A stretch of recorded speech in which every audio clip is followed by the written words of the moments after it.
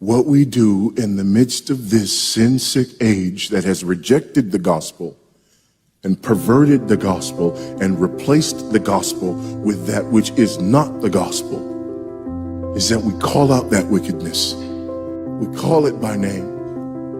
And we remind people of the good news of the gospel again and again and again until it tastes sweet to them.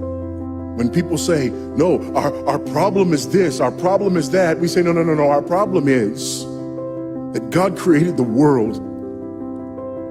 And God created man, and he put man in the garden to keep the garden, and he gave the man a command. And he held that man to perfect, perpetual obedience to that command, and he promised him life if he kept it, and death if he didn't. And he didn't keep it, he ate. And because he ate, because of that one man, sin entered the world and death through sin. And everyone born from that man through ordinary generation inherited that man's sin nature. And because of that sin nature, sins proceed from it. And our world is broken because of that sin. And we stand guilty before a holy and righteous God. And we know that he's holy and we know that he's righteous and we crave justice. But the problem is that if God gives us justice, we all die.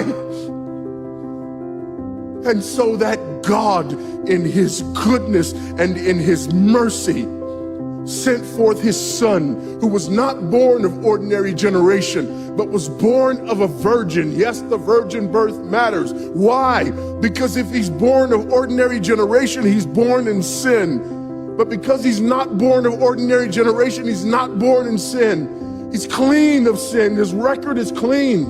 And he keeps his record clean. And he obeys God's law. And because he's fully God and fully man, he obeys the law of God on our behalf in his active obedience. And then in his passive obedience, God made him who knew no sin to be sin for us. All we like sheep had gone astray. Each of us had turned to his own way, but God laid upon him the iniquity of us all. And Christ died for sin once for all, the just for the unjust. And God imputes our sinfulness to him. And he nails our sinfulness to the tree. And Christ dies and raises again on the third day for our justification.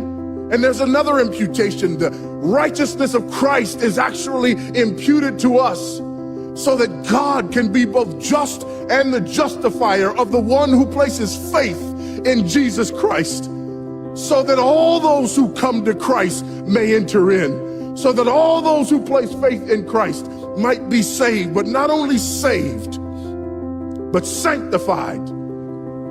Because he's the firstborn of many brethren.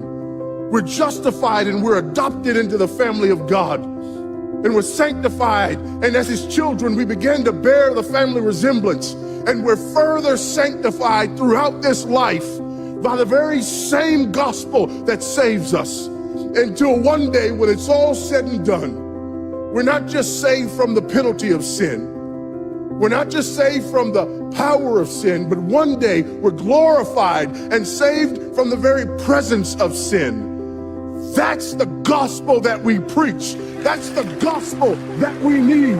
And that's the gospel that's more than enough.